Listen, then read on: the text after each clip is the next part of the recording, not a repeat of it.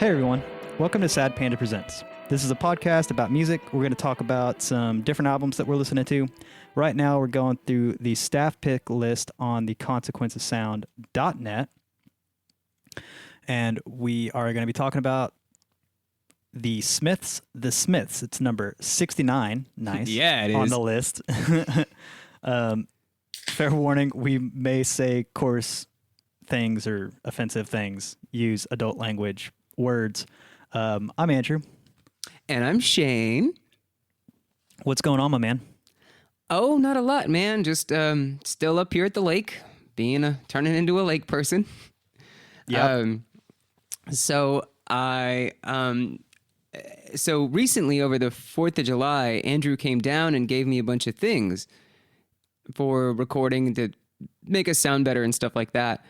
So I called you the other day and I was going to ask you like how to get it all set up, but I figured that out.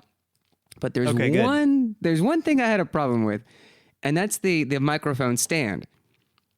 So I got the stand up. Jesus I got everything assembled. I got everything assembled. I got everything ready to go. However, there's one piece missing, and it's the part that actually connects the microphone to the stand. Yeah, I put a microphone clip in that box with it. Oh, no. I see I have the clip, and then there's the stand. But there's like a little fucking screw or something that connects from the actual stand to the actual holder, like the clip thing, right? So I put it together, and I looked every fucking where for like this one piece. I looked and I looked and I looked, and I couldn't find it. And then today I was like, oh, fuck, that piece, I forgot. So I kept looking, and I looked everywhere. I tried to find, bolts and nuts that were just lying around because I forgot about it. And I tried to get it together. And after, I was like, you know what, fuck it. I'll make it work one way or another. And I finally got something that'll work for now. And as I was sitting here, I was like, I bet that son of a bitch took that one piece out and fucking didn't tell me just to fuck with me, just to make me fucking slowly lose my mind. Like, No, I didn't do that. I thought I gave you everything you needed. That thing should be complete, so there really shouldn't be a problem. It's nothing. It's nothing. A trip to the hardware store and like $3 won't fix. But it's just I was my like clips literally. are super cheap. I was literally no. I had the clip. It's just actually like there's like a little bolt piece that goes to the end of the actual microphone stand and the clip part. They're like two different size bolts, and there's like like there's two female parts. Is the female part too small on the microphone clip? Yeah. Yeah, there's an insert in that microphone clip. You just need to get it out. There's a little silver insert in the bottom of that microphone clip that reduces the thread size. Just take whoever put it together, because it came with it like that. It was from a different thing that I had, because for some reason the stand didn't ship with a clip. They put it in upside down. So normally it's got a slot. You can put a screwdriver in and undo it. So, but it should be sticking out a little bit. Just take a pair of pliers and unscrew it, the little silver thing from the end of it, and then it should make it the right thread size. Does that make sense? Yeah, just motherfucker. Like I've been like losing my mind for the last fucking 3 days, like couple of days trying to figure this out. I'm like, what the fuck? Where's that? There's got to be a fucking piece. Oh, I'm sorry. I thought I told you that mic clip had an insert in it and it might be the wrong size. You might have, yeah. and I probably through the drunken evening that we had that when Maybe. you showed up, Yeah. I might have forgot. But I was if literally you can get that losing my little fucking insert mind. out. So are you using the new microphone or are you just using the old one? Yeah, I'm using the new one. I just kind of stuck it in the old stand. Oh, okay. Yeah. It fit right. in the old stand, so it's fine like for right now. And it's actually pretty good because it's that stand's like right at table height because this table's really tall. So it's working just fine. All right. I thought you were just a fucking twisted son of a bitch. No. I'm pretty sure I included all the stuff you needed. No, everything else is fine. I thought it was more of an afterthought. Like, I wonder if he did that on purpose just to fuck with me. No, no, I really didn't. It's that easy. Only a monkey could do it. You know. The whole reason I even bought that stand, because I knew that little table at your house in Kingsville is super low. It's low, yeah. Uh-huh. Yeah, so that's the whole reason I even bought that thing. If you've got a table where that little table stand works, perfect. Yeah, that poker table, the old poker table I used to have, yeah, like octagonal one. Yeah, it's perfect size for that. Okay, cool. Yeah, but either way, I was freaking the fuck out all day. It's like, am I this stupid, or is Andrew really fucked up? You know? No, you just need to figure out a way to get that stupid little insert out of there. Yeah, no, like I said, it's not a big deal. I can unfuck this up. Or if you just buy another mic clip, they're like a couple bucks. So either way, if you can't get the insert out without destroying the whole thing, then just get on Amazon and order a mic clip. They're like $2 or $3. Yeah, I figured that wouldn't be. I figured that would be an easy fix. It was just I forgot about it when I set it up, and then today when I was setting up to like, okay, now I need to do this. Like, oh shit! Son of a bitch! Yeah. That fucking thing. Yeah. I mean, it was like 3:00 in the afternoon, so it wasn't like super like I wasn't like pressed for time or anything, but it was just one of those like, God damn it, fucking another goddamn thing, and like, I don't know. It was a whole. I had a minor meltdown over it today. Anyway. It's all good. Anyway, what's up with you, bub? Oh, not too much. Just was at Hobbs, New Mexico yesterday. Back today. Got some stuff done. Didn't get the only reason I went there. Didn't get what I needed to get done because whoever installed this data logger password protected it, and so I finally got a hold of somebody. I spent all day yesterday trying to get a hold of somebody that could tell me what the password is. Finally got a hold of somebody this morning. They gave me the password. It doesn't work. And I was like, all right. They gave me another password. Doesn't work. And so they're like, okay, well, we'll diagnose it remotely and figure it out and set up another time with you. And I was like, all right, fine. Good luck, fuckers. Like, the password you told me doesn't work, so I don't know. Are y'all just gonna guess until you figure it out? Like, I guess, but I don't know. Did you try password? No, I didn't. Actually, did you try password 1234? No, it's just numbers. I think. I don't know if you can type letters in it or not, because it's just like a PIN number, basically. Oh, like a 4-digit code or something. I don't know. They gave me a 3-digit number. I tried adding a 0 before and after it and didn't work. So I don't know. Oh. But whatever. Well, that's all I got. Yeah. No, I'm back now and it's all good. So I'm having a Bud Light. Because last time I went down to see my parents, they had a 12-pack of Bud Light. And they were like, will you just take this? Chris won't drink it. And I was like, okay, sure. It's free. The best beer is a free one. Yeah, exactly. Yeah. So there you go.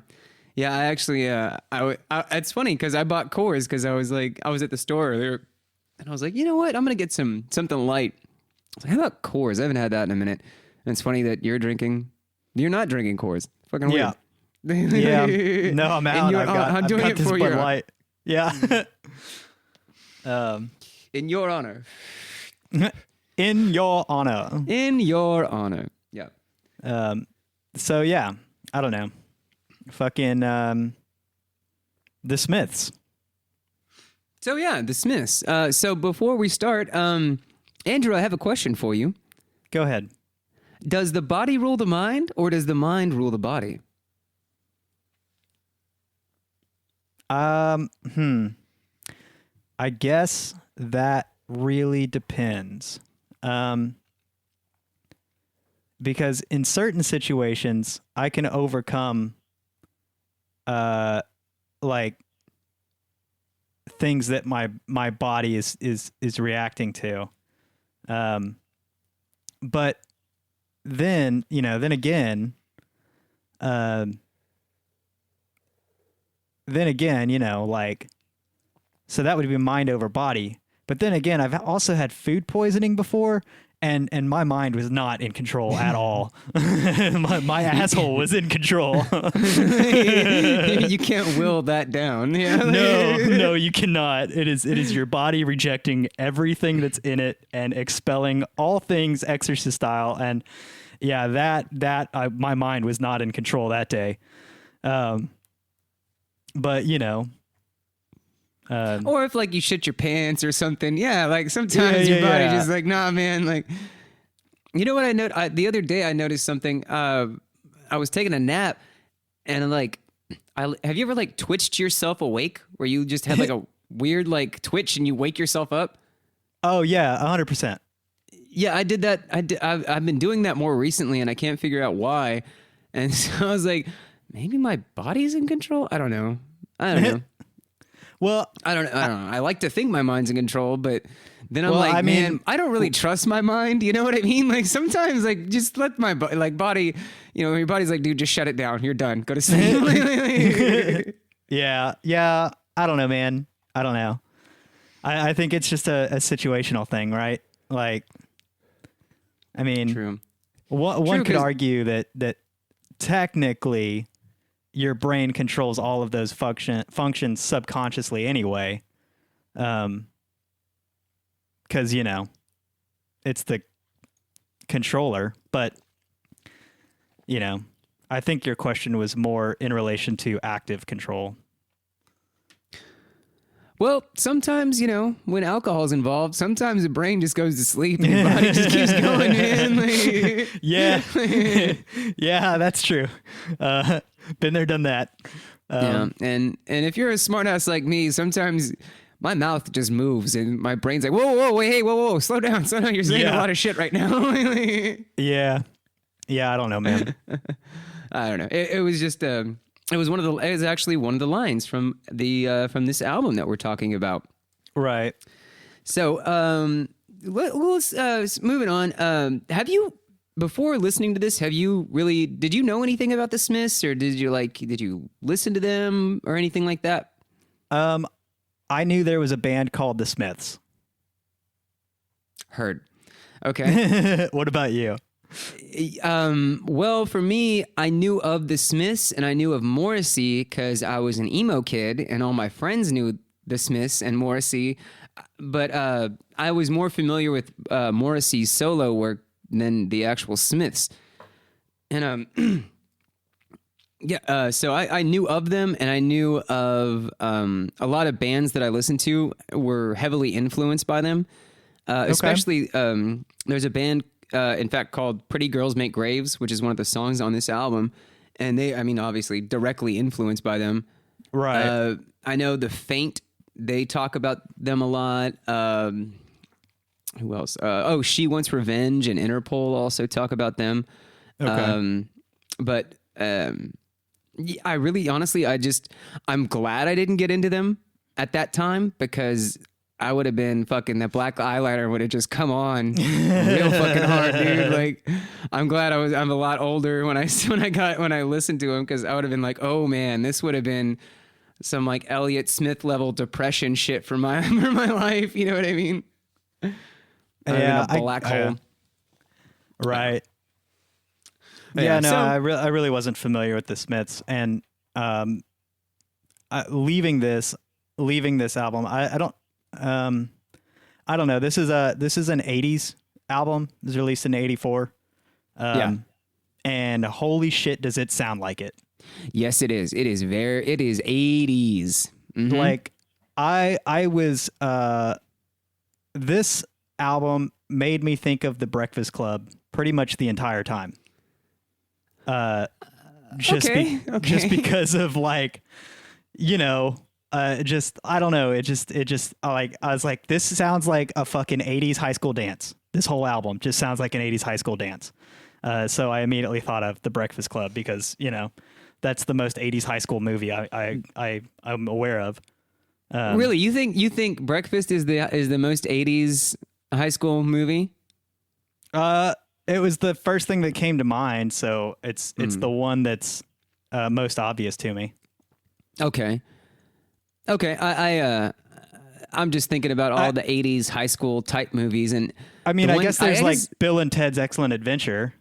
oh, but that's a different animal, man. It is, and this album doesn't make me think of that at all.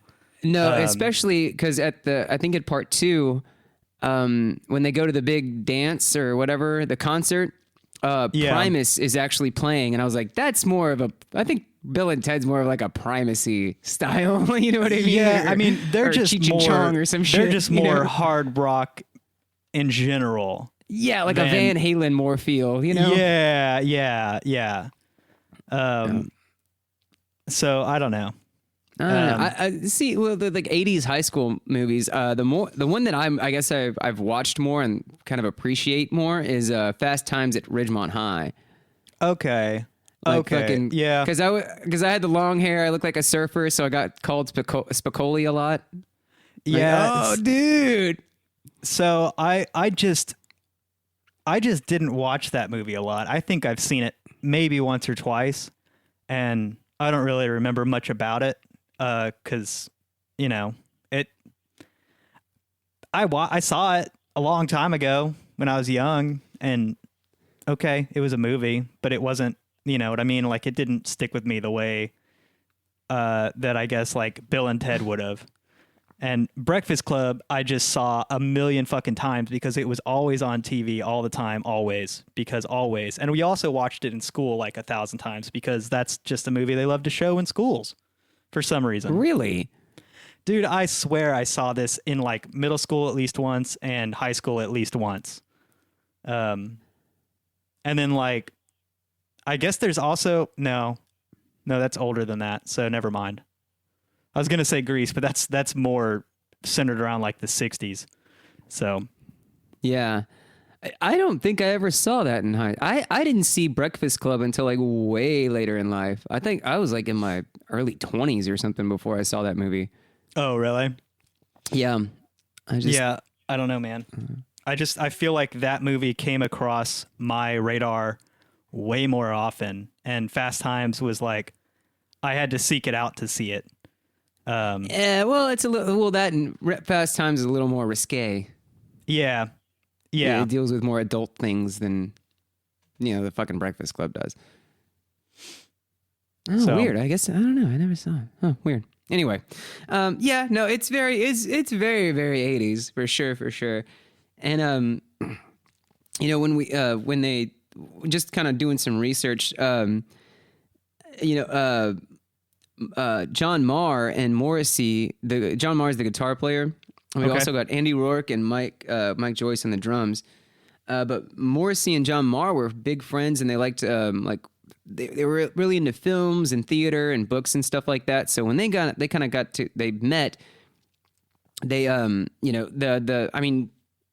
there's a couple of references from like different plays and movies and books and things like that. Like Pretty Girls Make Graves is actually from a Jack Kerouac book. And what else? And they also got together because they liked the band The New York Dolls. And when you listen to this, I can hear kind of like Talking Heads-ish stuff, which I think was just a bit earlier than them, if I'm not mistaken. Okay. Yeah, I can see that. And then a lot of I really hear that Joy Division is like a lot of influence into them. Because that love, like that sound, that kind of like do do do do do do do sound is in here. Sure. But, I guess I'm not really familiar with Joy Division, but yeah, sure. They had that Love Will Tear Us Apart. Love will tear us apart. Oh, again. okay. All right. Yeah.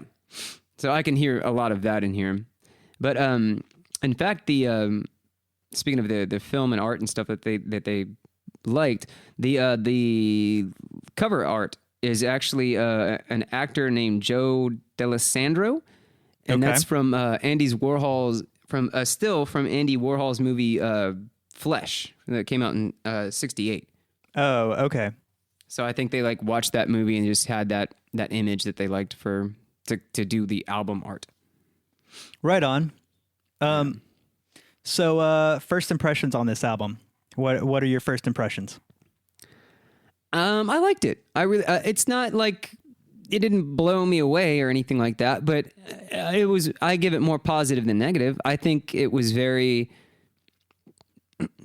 There are some songs that kind of bleh, but for the most part, I really enjoyed it. Especially it hit my emo fucking thing, and I'm like, ooh, I like this. Okay. That kind of because like I feel like Morrissey's voice is a little. He can't quite pull off punk rock, and he can't quite pull off like a crooner, like a Frank Sinatra type. So you have that kind of middle ground ish with him. Yeah. And I really, really like the Andy Rourke, who's the bassist. I think he does really, really good. I think he has some of the highlights in here, and John Marr and Mike Joyce too. But I think Andy Rourke is really just his bass work. They kind of hit that pretty hard, which I like. I'll give you that. The bass was a highlight in this album for sure. I think that's I would have to agree with you. I think that's the best thing about this album is the bass work. Yeah, I think there's a couple of songs here and there where that's what I was like, whoa, hey, like it pulled me out of when I was, of course I'm across the street demoing a house, so I'm just like hitting shit with a hammer and a crowbar, and so like, but there were a couple of times where I'm swinging, I'm like, hey, whoa. Let's run the tape back on that. I like the way that went. That was pretty neat, Yeah. So I was more impressed than I thought I was going to be. I thought I was going to shit all over this album, to be honest with you. Okay. But I know I really enjoyed it. I enjoyed it. What about you, Bubba?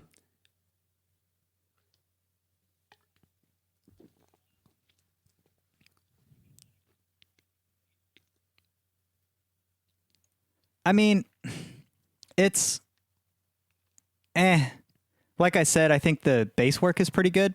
Mm-hmm. And I thought one thing that was interesting about this album was that they like to, in several songs, they like to change up the tempo.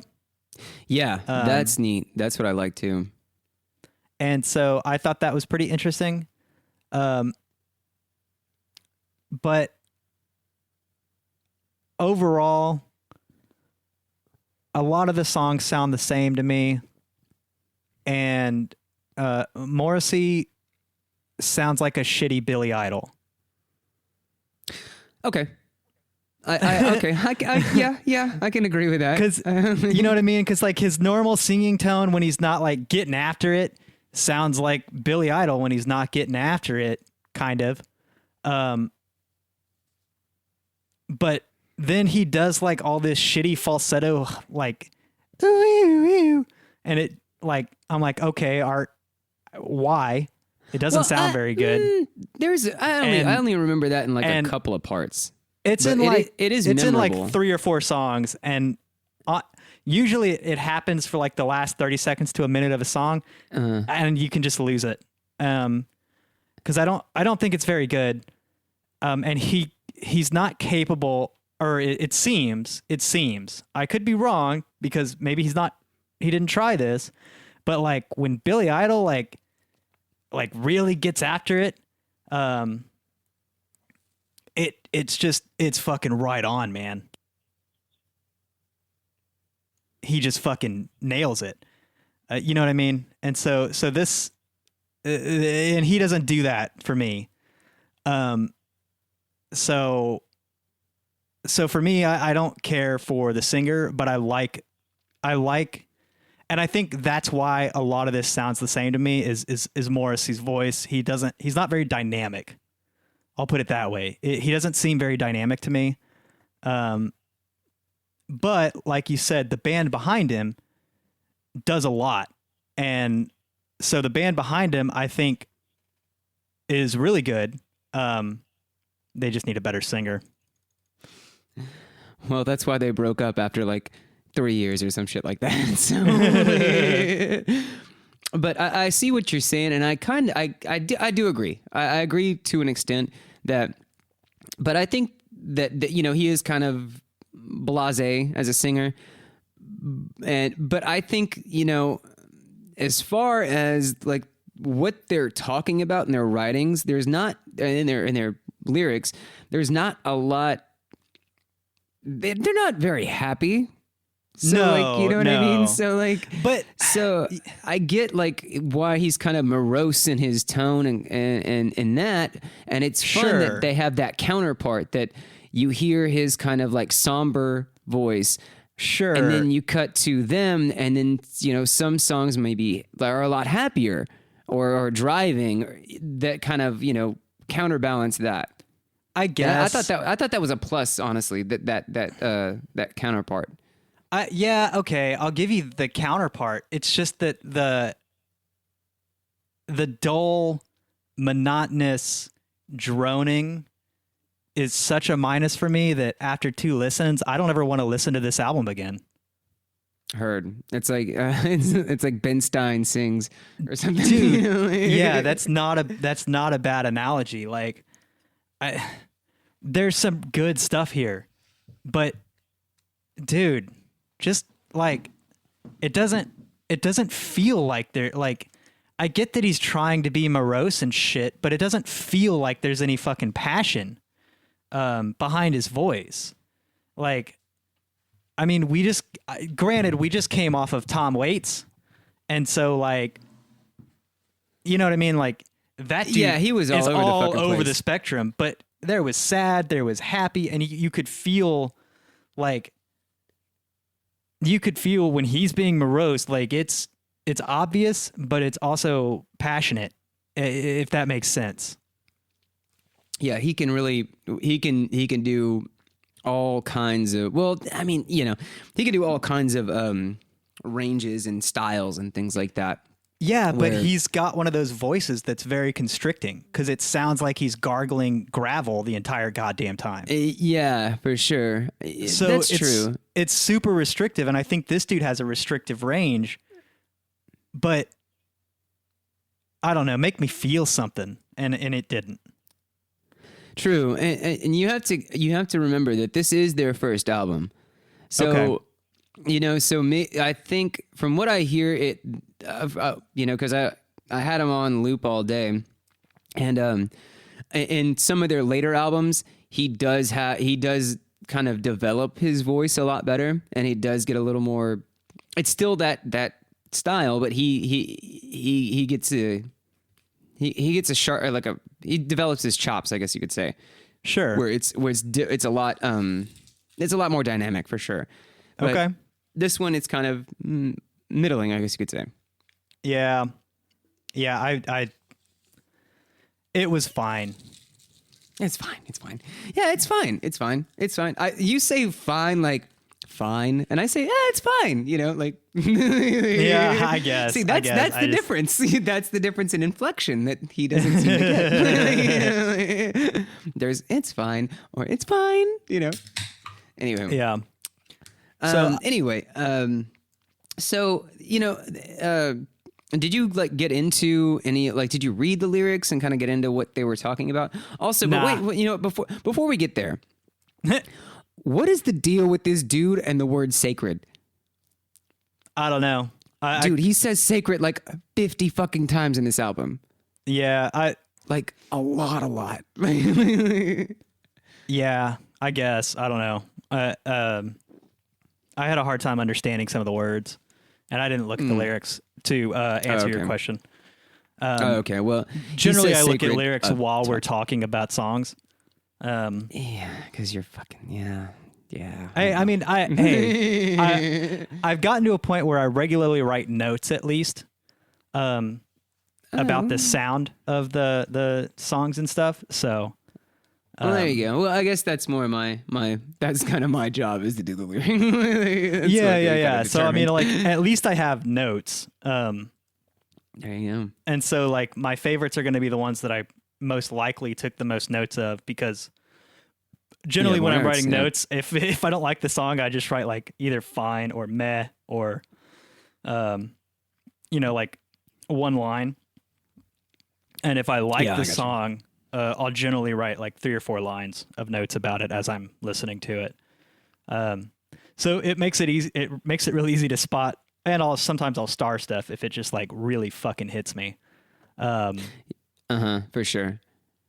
so I intentionally try to star stuff that I think is on like Noteworthy. my yeah. Well, usually on my I usually write notes on my second time through, right? Hmm. Give a little background. That way, I have an idea of what the album sounds like, and when I'm listening to it the second time, then I'll start writing notes, so that I can be like, okay, I remember this song. I remember liking this song, or I remember liking it better than the other songs, even if this album kind of fell flat. Um, but whatever. That's kind of my process anyway. That's your process, yeah. All right. Well, okay. Well, excuse me. Sorry. Okay. Well, well, let's talk about the songs that you liked. Like, what were some that hit you? Um, some of my highlights are gonna be um well let's start with Hand in Glove was interesting. Hand in Glove. Okay. Why did Just you like it? mostly the harmonica intro and outro. Yeah. Yeah, that was neat. That was different for sure because I think they only used it on that song. And I do believe that was John Marr, the guitar player who did that. Yeah, so And I think it's the only song I remember the harmonica being in. So I thought that was an interesting note, and it elevated it above some of the others just because it made it a little more unique. for sure. And well, since we're on the song, I did put a little mark next to it because I did like this song for sure. And it didn't. It took me to reading the lyrics that I realized that that it's basically a love between two people, Oh, and it's okay, like it goes together like a hand in a glove. right, You know, yeah, like that's how it fits. You know, and yeah. but yeah, we're on 69. Yeah. Well, I mean, you know what a hand does to a glove; it goes inside. Yeah, it does that. Anyway, Well, but fuck you there's too.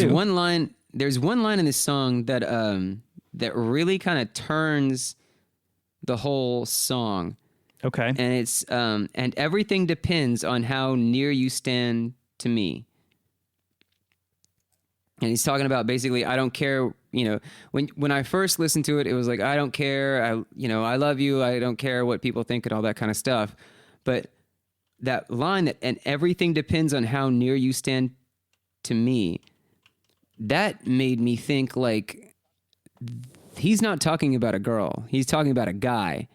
And he's like, kind of, it's that idea of on the outside, like what I'm saying is I think this is about a guy in love with a guy, and he doesn't care what the world thinks, but people will judge you on that because of your body language, like how close you are standing next to me. okay, sure. You know what I mean? So that's what I think, especially because Morrissey's been known to, well, later, he denied being gay, but he's been with dudes. So I'm not exactly sure what he is, like what he feels and what he does with people. That's his Okay. own business. I don't care. But there are a lot of themes in this album about coming out and homosexuality and things like that. And from the outside looking in, like Hand in Glove is definitely one of those where he's I think he kind of leans into that idea of that he might not be talking about a guy-girl relationship. I think that's just my own. Oh, hey, there's a computer noise. Yeah, my That's fine. and go on. No, go no, no. on. That's pretty much it. It's just there are a number of songs like Still Ill talks about it. What difference does it make? And I think there's another one. I think, yeah. I think those are, and maybe, I think that's the only one that the only two that I really remember, but I do remember that there was overtones and things like that. I think, yeah. Still Ill, Hand in Glove, and then What Difference Does It Make? Yeah. Those are the three that talk about that kind of identity, Okay. sexual orientation or identity or whatever, Cool. which is pretty progressive in, 84, I think. Yeah, it is. I think so. You're not wrong. Anyway, just fun thoughts. Anyway, what else was some of your highlights? Miserable Eye. Miserable Lie. Yes, I do like that one. I think it's unique. I think it's fun. Again, this is there's some little interludes that are like surf guitar. It's got like a slow build up and then like a fast second movement, if you want to call it that. But then he does that falsetto shit for like a minute at the end and just fucking shoot me. Drop that right off the song, and you've got a great fucking song on your hands. Yeah, no, okay, yeah, because this is one of the ones that I really really like. Yeah, I love this song. It's because it plays with how you feel, like it presupposes your expectations, because it sounds like a ballad until when he gets into I know I need hardly say, and then it just like riffs and they just go off. Right. And it changes and that for me, that changes the mood and the meaning of the song immediately. Right. It goes from like, we need to go our separate ways, blah, blah, blah. No, fuck it. So it was kind of like, it was this idea. I think what it is about a naive kid and like maybe a prostitute. Okay. Or maybe like a sleazy girl. So like they were in love until and then when it kicks in, he says that, and it moves from like a love ballad to just, this was all just passionate lust. Okay, sure. And I thought that was fun. That was a fun, change of pace for me. And also, there was something I had to look up. The Whalley Range. So Whalley Range is the red light district in Manchester where they're from.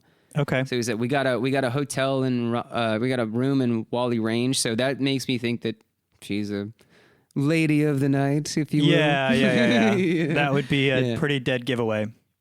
Yeah, for sure. So it sounds like this naive kid who, and then there was something about innocence. You took my innocence twice or something like that. So this naive kid who just didn't understand what he's getting into until afterward. Now he feels like he is kind of debased himself, I suppose. Sure. Okay. And that's also another theme in here is lust, the difference between lust and love.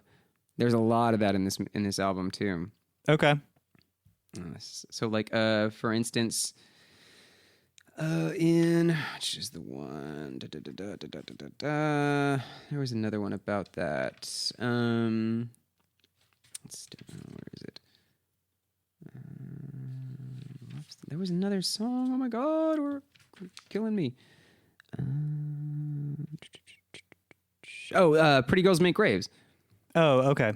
Where it's that, this lusty girl who's like advancing on this dude who's not ready to fuck, but she's like, we're gonna fuck. You better get ready because we're gonna do this. And he's like, no, okay. Wait, no. Yeah, no, that's pretty much the idea. But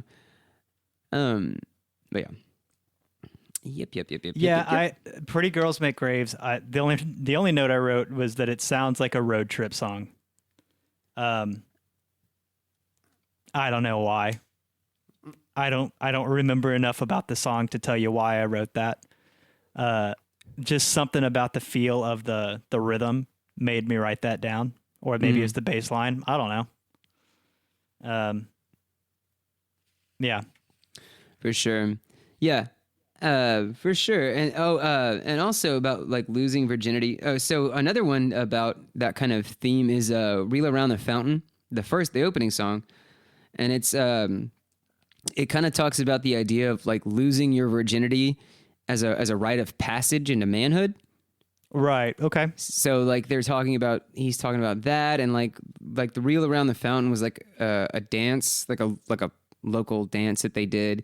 It's kind of like the Boston reel or whatever the fuck, or the foxtrot. Anyway, it was one of those things in England, and Sure.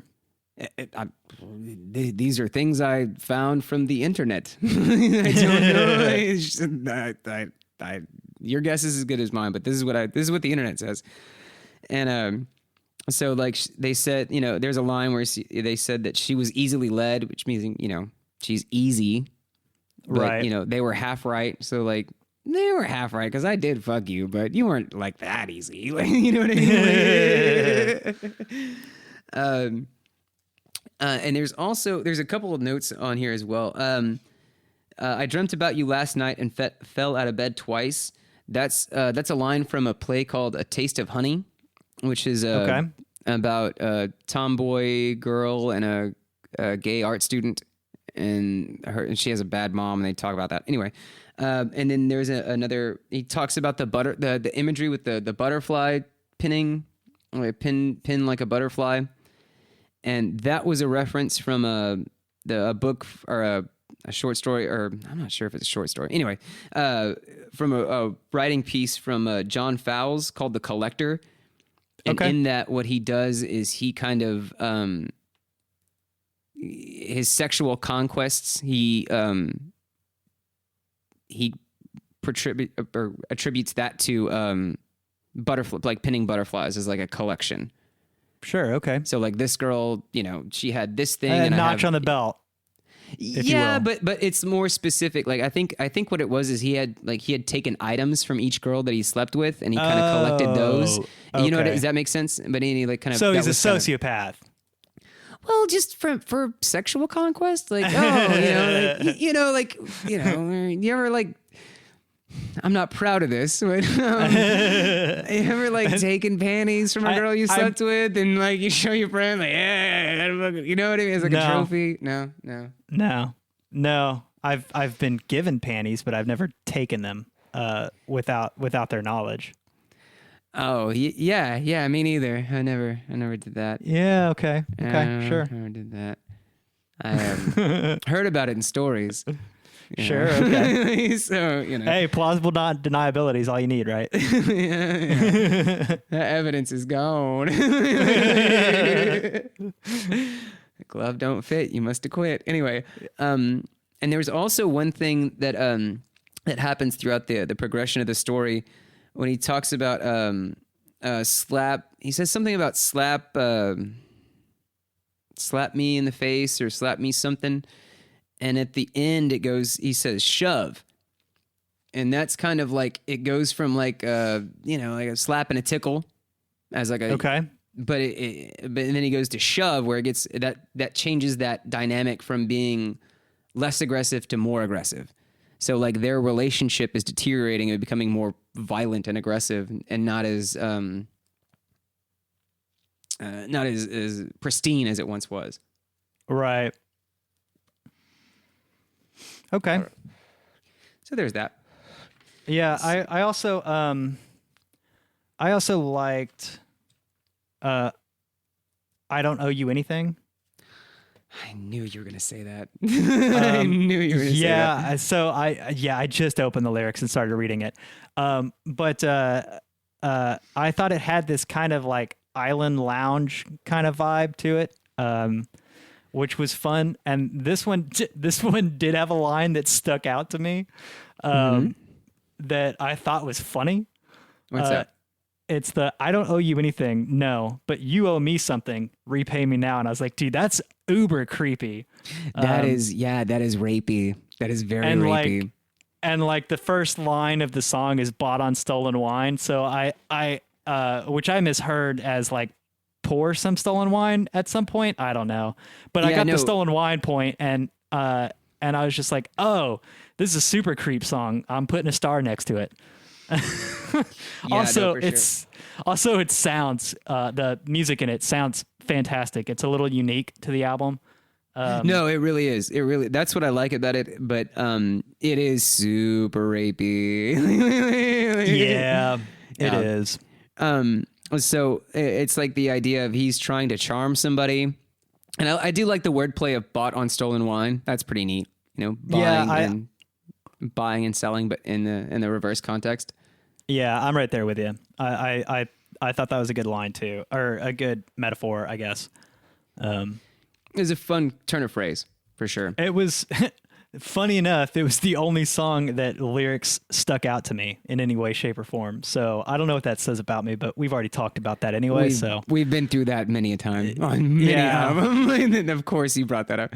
But yeah, this is the only song that Morrissey like disowned. He's like, nah, man, I feel really bad for writing this song. But it when I was listening to it, it made me think of over the 4th of July, my sister and brother-in-law came down and we were visiting, and my sister Beth like would play music and stuff. And there was a song in the summertime by Mungo Jerry. Do you know that one? In the summertime. Oh, yeah. Gotcha. Yeah, Yep. man. That's a super, super bad song.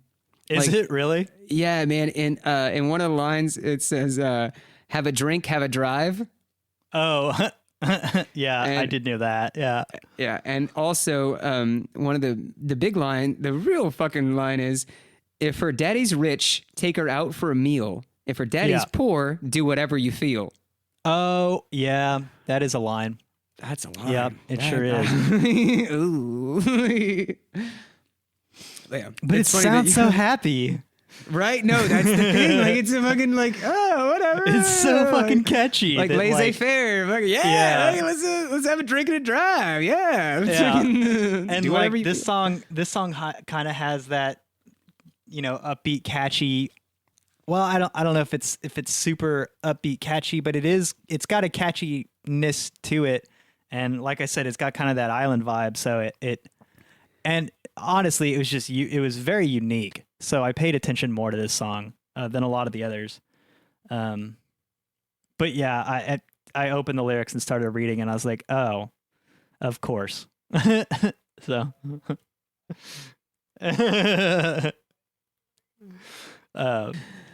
so then I guess the last highlight I have, unless you want to talk about that song more. The last highlight I have is what difference does it make?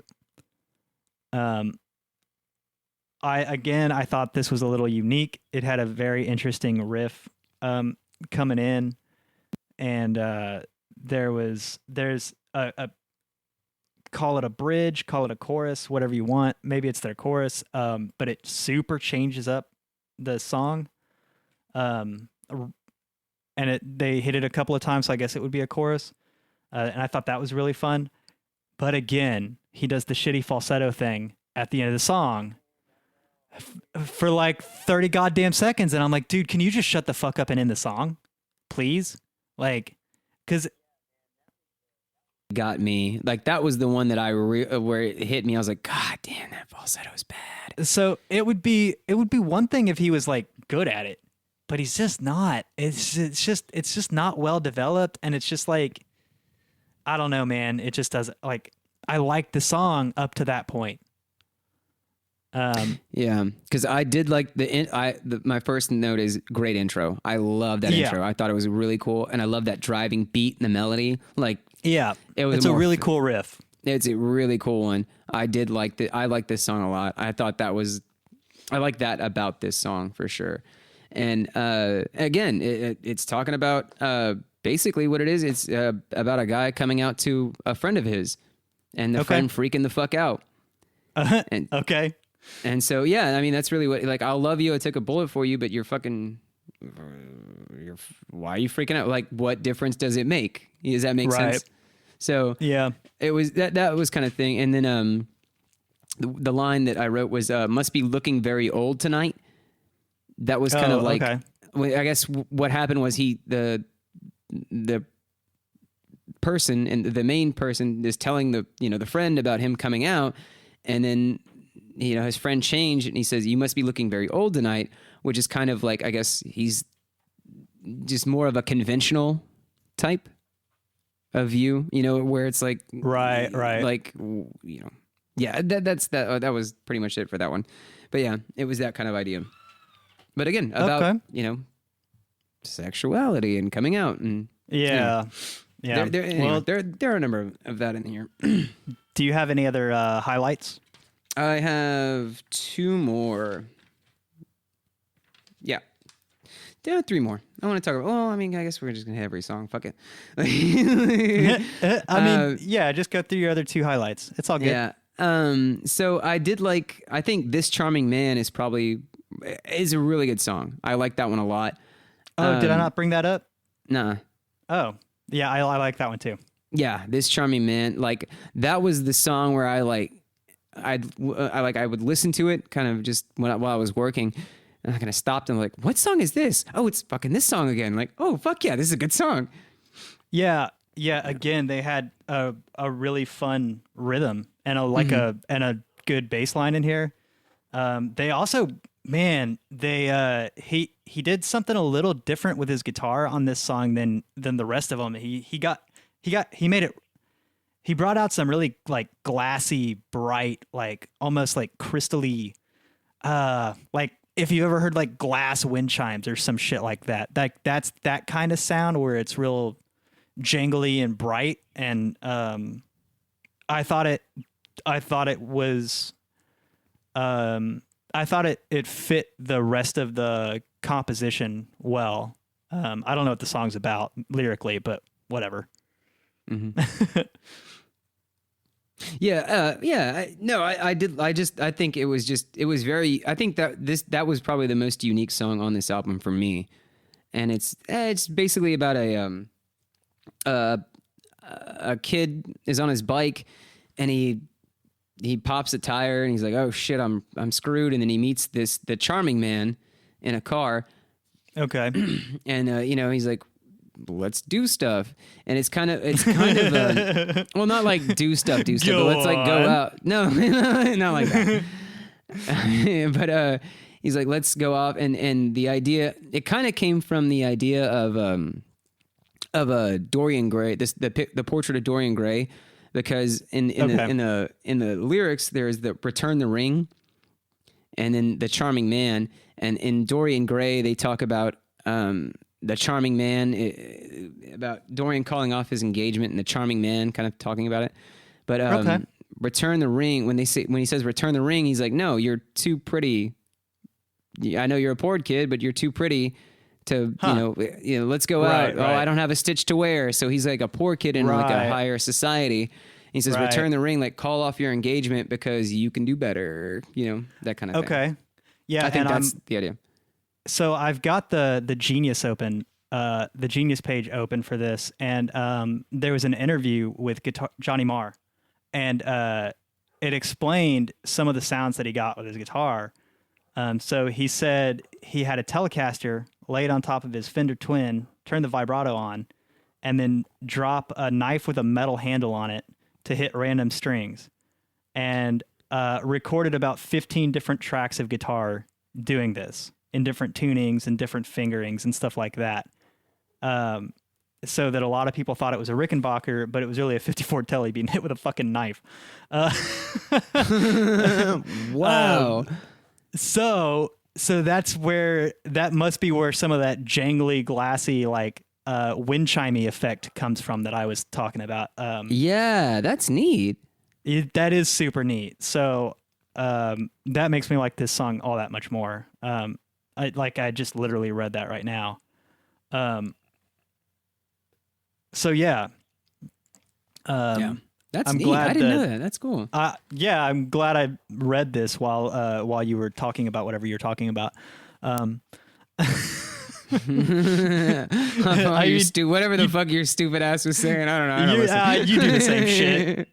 I'm stupid, but I'm not, or I'm crazy, but not stupid. Whatever it is, I know you do the same shit. I don't know what you're talking about. I don't know. I listen to. I hang on every fucking word you say, Andrew. I don't know. What you're Oh, talking of about. course you do. Of course you do. Every day, every damn word. Anyway, so I guess shit. I do like The Hand That Rocks the Cradle. I like the words. It's know Okay. that song about him, the lead singer talking to his son. I thought that was Okay. really really cute and sentimental. It was really neat. But Still Ill, I do like that one for sure. I don't know why okay. I like it. I don't know. The sound is kind of meddling, but I do like the I don't know. Again, it's about that's where the line does the that's where the Oh, does the body rule the mind? does the body Or of the mind the rule the mind body? and the mind of the body, yeah. That's Right. where that came from.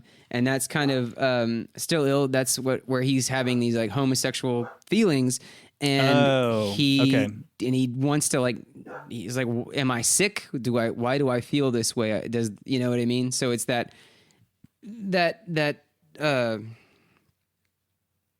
I don't know, what's the word I'm looking for? Words are not coming to me right now. I don't know, man. That battle in between. Why am I not normal? Why do I feel like- this? Yeah, this internal like struggle. internal There you struggle? go. Yeah. That's the word. That was the phrase I was looking for. Yeah, internal struggle between why do I feel this way? Because I feel this way, but I shouldn't feel this way. That kind of like pray the Right, gate right. away shit. You know what I mean? That kind of Yeah. stuff. Yeah, this song had a fun little drum outro. I didn't care about the rest of it. Yeah. And what was the other one? Oh, You've Got Everything Now. I like that one. I think You've Got Everything Now. I think that's the highlight of the bass. I think Okay. that's where the tempo picks up. I think the bass shines really, really good, really well in the song. Yeah, that's the only note I wrote about this song was that it had Yeah. a really fun bass line. Yeah, the bass line's phenomenal, and it's basically it's about this guy who's like he's like a rival at his school, but and I do love the line I've seen you smile but never heard you laugh. Okay. So it's kind of that, and then he talks about rich versus poor, who's really rich and who's really poor. So Right, it's okay. that you might be more well off than I am, but are you happy? Yeah. You know, so is it what's more important in life? Is it being successful or being happy? And how do you balance those? And which one? You could have, $50 million in the bank and be a miserable fucktard. Like, you know what I Right, mean? right. Or, be penniless and happy as shit. So yeah. what's the what's the better life it's to live? life is what you make it, basically. Yeah, pretty much. You like to see homos naked? What? No. I like to see homeboy naked. Anyway. No, homies, where the art is. I mean, you like what you like, man. Whatever. Yeah, it is. For sure. Anyway, so that's pretty much all I got to say about this album. Anywho, so we went through everything. What do you want to do now? Do you have any P songs? P songs, yes, I do. I have two. No, well, I have the P song. The P song is the last song. Okay. Yeah, I thought. Except for Little Children. Yeah, I thought it was I thought the title of it was the best thing about it. Not that "Suffer Little Children's" a good title, just that it's dark and I guess there's some dark humor about just having that as a song title. It'd be a good metal song. A what song? It'd be a good metal song. Oh, yeah. I think it would be a good metal song. But yeah, it was kind of Yeah, meh all the way around. It kind of was, and it really does. It's what it's talking about. There were actually murders in Manchester at the time, Okay. and they call them the Moore murders because they had 7 kids were killed Jesus. in Manchester, and they were all dropped there. So like in the when he says Leslie Ann, that's one of the victims. He talks about John, you're never coming back home. That was the second victim. Right. Edward was the last victim, and then he talks about Myra Hindley. There's this Myra something or Hindley. Or he says Hindley, and that's referring to Myra Hindley, who was half of the murderers, Myra Hindley and Eden Brady. It's pretty fucking dark to go out on, man. Talk about fade to black, literally. Literally. So that was like, I didn't like the song. It kind of like, it was really for me. And then I read the lyrics. I was like, holy shit, this is fucking dark. Like, yeah, it is. It is. Looking at the lyrics, yeah, it's pretty fucked. Yeah, it's pretty gruesome. But So yeah, for me that was it. What about you? pretty much everything that I didn't list in my highlights. You brought up Charming Man. That was a highlight for me too. But everything else, like outside of like the 4 or 5 songs that I said that I actually thought were fun, like had a good composition musically. Outside of that, I thought the rest was kind of meh and forgettable. So I don't know. Yeah, it was, it's fine. It's fine. Yeah. So I don't know. What are your top 3? All right, so for top 3s, I'm going to have to go. Number 3 is going to be Still Ill.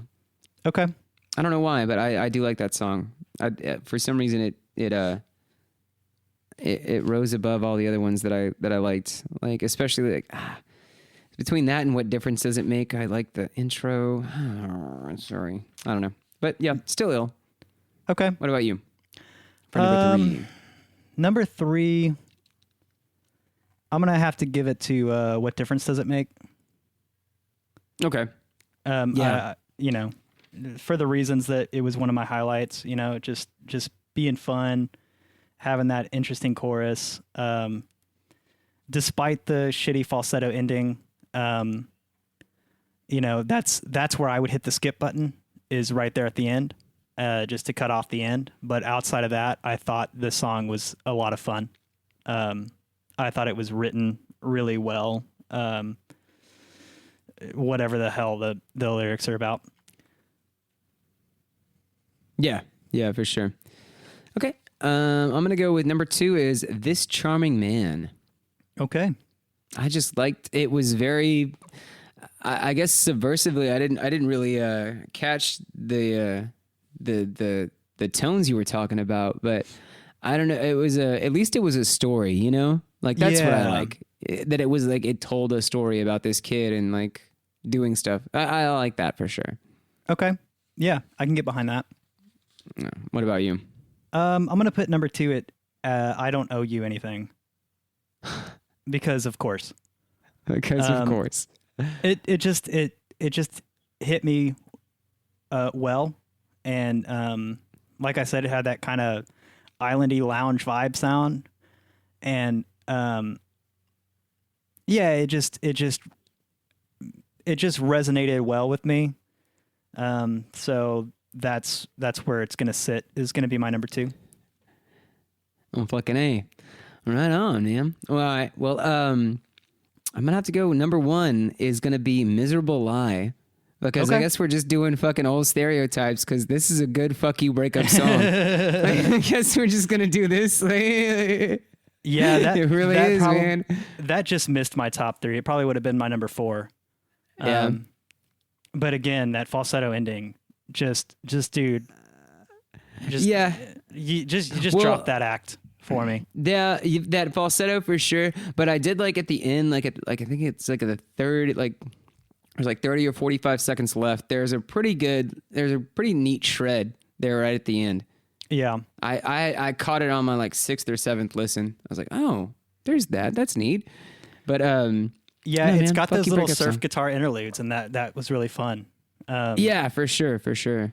And so yeah, like I said, it just missed. But like I literally wrote falsetto ending. Ugh. Yeah. And that was the first time we encountered it on this album, and I was just like, "Oh, this is bad." I hope he doesn't do it 2 or 3 more times. Yeah. Yeah. All right. So what's your number one, Bubba? My number one's going to be This Charming Man. It probably would have been my 2 or 3 until I read that little blurb about the way he was making those wind chimey sounds, and for me that popped it right up above the rest. Just reading that piece of interview. Yeah, that's pretty neat. I did some research. I didn't catch that. That's cool though.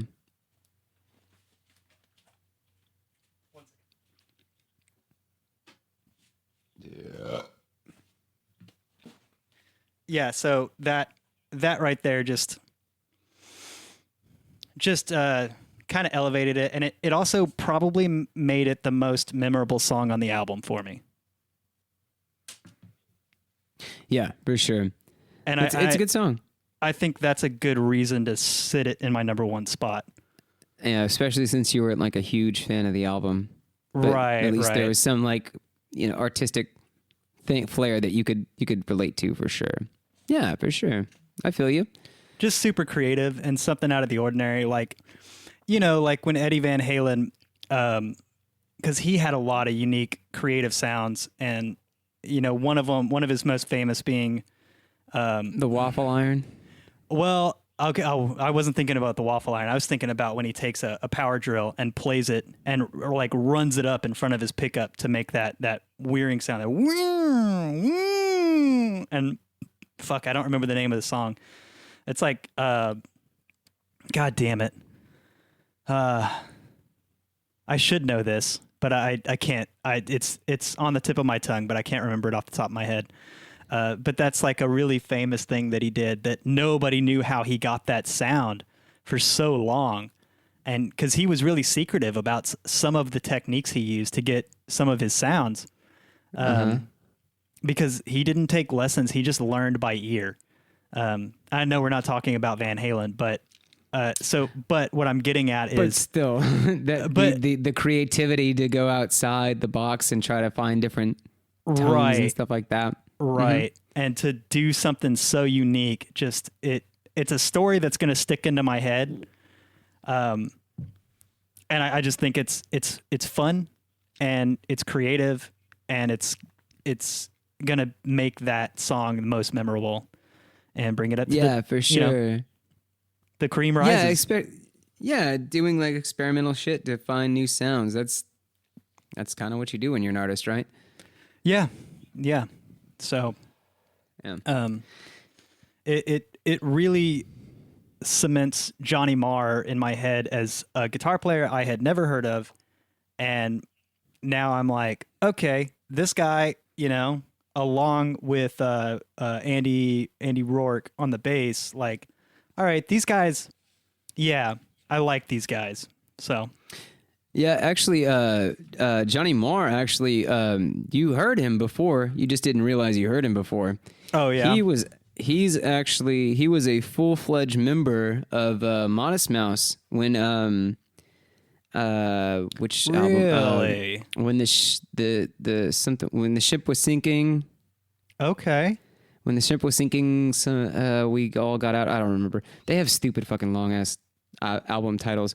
But yeah, the album that had Dashboard on it. Okay. He was actually in that. Yeah, he was in Modest Mouse at that time. Neat. Mm-hmm. Fun fact. True story. Yeah, I was hoping to work that in somehow. I'm glad you brought that up so I can bring it back. Anywho, but yeah, any final thoughts before we get to before puberty? I guess. Yeah, no, I said it too early, but I was gonna make it a closing thought, and then I said it early, but Morrissey just sounds like a shitty Billy Idol to me, and I just man, it kills this album. I just don't like it. I'm sure that there are people out there that are just like, man, that's what made the album even better for me. Like, it was a good album and that just elevated it. And I'm sure that that's the case for some people, different strokes for different folks, right? But for me, it just, just didn't do it for me. It's that whole Robert Plant thing with Zeppelin, where a lot of people are super turned off by his voice. and and he's super falsetto on a lot of his songs. Yeah. But or Tom York too, or Bjork. Both of them. Yeah. Tom York and Bjork. They have very unique voices. So it's yeah, I if just you're not, if you do, you do. If you don't, you don't. yeah, and it's so it's one of those things, right? But for me, it was a detriment in my mind as opposed to elevating it. So I hate to leave it on a negative note because I really do think there's some really cool stuff in here. But for that reason, it makes me not really want to come back to this too much more. I got you for sure. It's kind of like, yeah, I understand. I was pleasantly surprised, to be honest with you, and mostly, it's funny that the real thing that I know that I first heard of who Morrissey was because of an ICP song. That's awesome. And I knew that before I knew who the fuck Morrissey was. So I knew that, so I listened to ICP, I was an idiot. hey man, I think everybody had a phase, right? I hope so. If not, I look like a dick. No, man, dude, for the longest time, I so I bought an ICP hat, just a regular ball cap, and for the longest time I wore that. That was the hat that I wore at work when I was working at Pizza Parlor. Was it Great Malenko, Riddlebox? Which one was it? It was just a black hat with the with the Juggalo on it, with the Hatchet Man. Yeah, the Hatchet Man. It was just a black hat with the Hatchet Man on it in white, and that was it. So like it didn't even say ICP anywhere on it.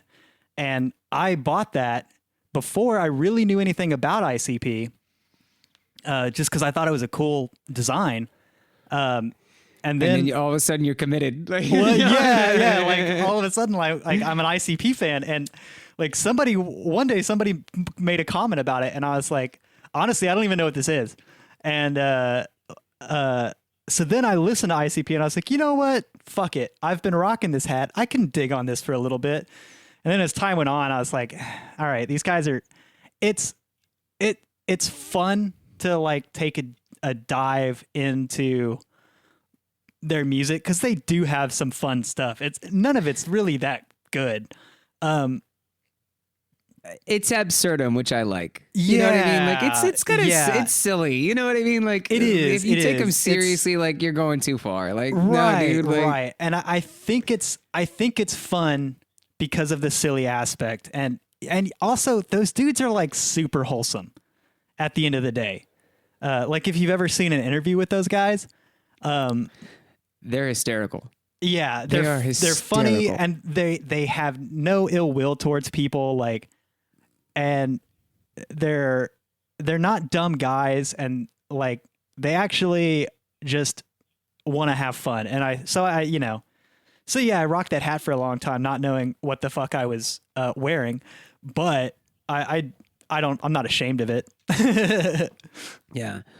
In fact, it's weird that we went on this tangent, but I saw something the other day, and it said something like Violent J's daughter is like a furry. Yeah. And so like he made a fucking like furry costume, but like ICP like with dude, with he totally on. embraced it. He's like a purple wolf or some shit. It's fantastic. Yeah. And he like totally was like, fuck it, I don't give a shit. He's like, dude, this is what my daughter likes. And so whatever, I'm just gonna be a part. I'm gonna join this community and fucking be supportive, be a supportive father, and try and connect. Dude, awesome. Yeah, man. Like I said, super wholesome. And I thought I've read that too, and it's I think it's a really interesting fact about the dude, and I'm just like, you're a good dad, like good whatever. Like she could be in worse communities. She could be a heroin addict, like there's worse things than being a furry. That's a fact. So, and I've met furries in real life, and they were like super cool people to hang out and drink with.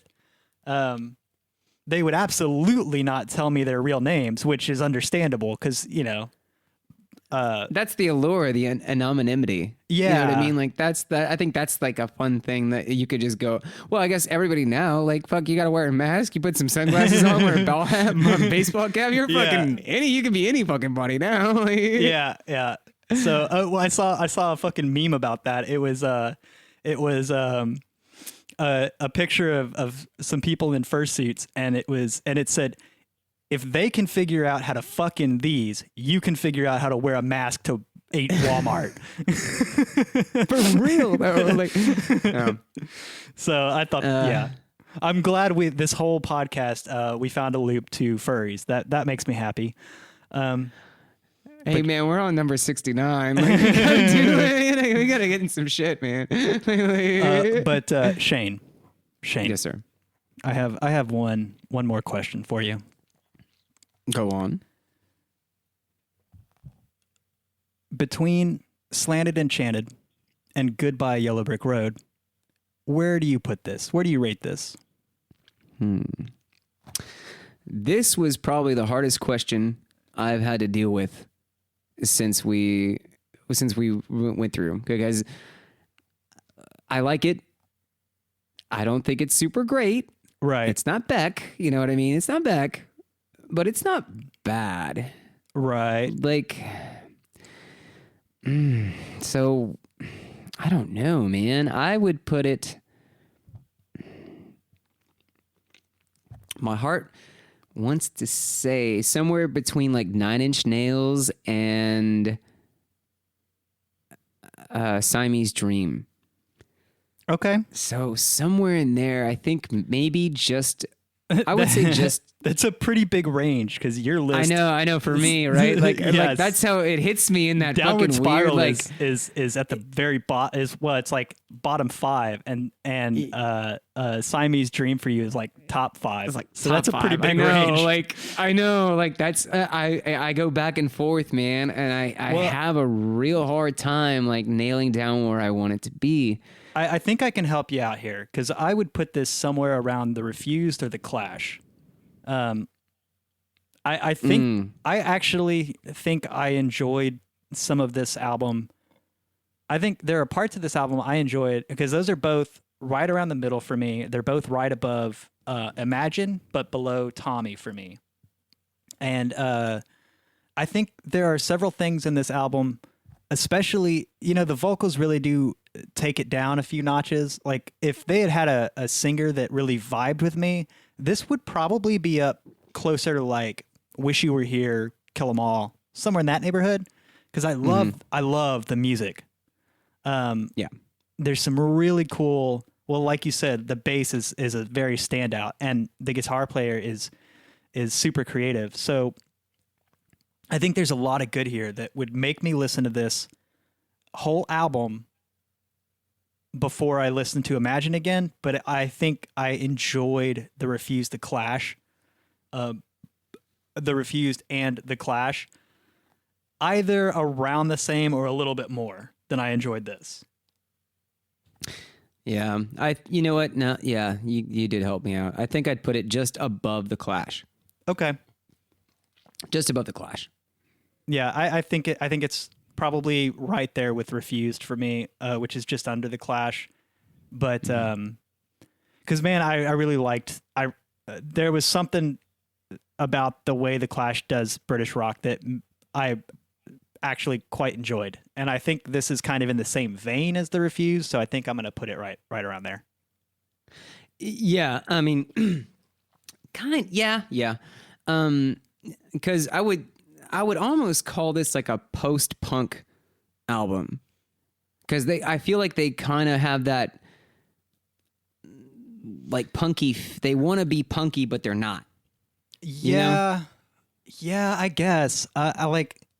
There's a lot of elements here that pull from all kinds of different inspirations as far as the sound of this music goes. But yeah, I think this is definitely like right there with like post-punk early emo. And granted, punk went on through the 90s, but I would Oh, say for sure. it probably started in the 70s. Yeah, it started in the 70s. Yeah, it started with like, the Ramones and the Yeah. and the Clash. You know what I mean? Yeah. So like in the early 70s, so they had a whole decade of having that music, and then but reforming it to like changing punk into more of a like a pop punk, if you will. Yeah, Like, I think yeah, there's definitely some elements of pop there because I don't think the backing music to this is super punky. Well, I mean, it's kind of like saying like There are definitely some elements there, but they pull from jazz, they pull from surf, they pull from rock, they pull from blues. Like it's hard to see some of those influences, and I get that, but it's there. It's definitely there. well, I'm not saying that it sounds like punk, but it's like the post-punk movement, like you know what I mean? Does that make The sense? start of emo movement kind of thing. Well, emo didn't really hit until later, but No, it doesn't, but I could see a lot of emo band. Well, you pointed out a lot of emo bands that were very influenced by this. oh, for sure, and like I said, I'm glad I didn't fucking listen to this when I was in my emo phase, because I would have fucking definitely slipped my fucking wrists. Like, you know what I mean? So That black eyeliner would just gone real deep. so I don't know. I think since we can say that a lot of those bands pulled inspiration from this band, that maybe this is kind of the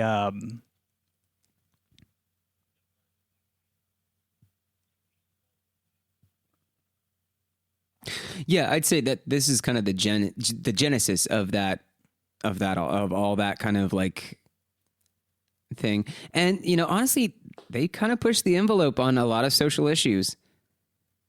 Like sure, for, yeah. For 84, like they talked about, kids getting killed and homosexuality and sexuality is Yeah. you Yeah. know, that kind of thing. And then I don't know. And then rape too. But I don't know. And they talk about sex a lot in this album, and they talk about this would be a good album for like a 15, 16-year-old who are trying to like, when they start experimenting with sex and things like that, or, and then like, Sure. I don't know. It felt like a fucking emo thing. You know what I mean? Like, Yeah. Yeah. I don't know. Ava. Anyway. All right. Well, thanks for listening, everybody. Find us on iTunes, Stitcher, Spotify, YouTube, sadpandapresents.com, facebook.com/sadpandapresents. Check us out wherever you get your podcasts. We should show up in your podcatcher. Rate us, subscribe. Hopefully our audio is going to start sounding better. I know it's been pretty dog shit the entire length of the show, but hopefully it's going to start getting better. So if you want to reach out and talk to us about any of this stuff, or let us know how we're doing, or let us know how things sound, or what you thought of the album, hit us up on Facebook. That's the best place to like grab our attention, because we'll actually see it. And we're usually pretty good about responding within a day or two. So that's where you can find us. Next time, we will be talking about album number 68 on the list, which is The Miseducation of Lauryn Hill. by Lauryn Hill. I'm really excited about this one. I've never listened to it, but I do know, I think this was her breakout album, and she won a Grammy for it. Oh, okay. Cool. So I'm really excited. I'm really excited. Yeah, I'm also not familiar. So join us for when we talk about how we learned about this album. There we go. All right. You got anything else, Bubba? It's fine. All right, thanks for listening again, everybody. Bye. Hey guys, bye.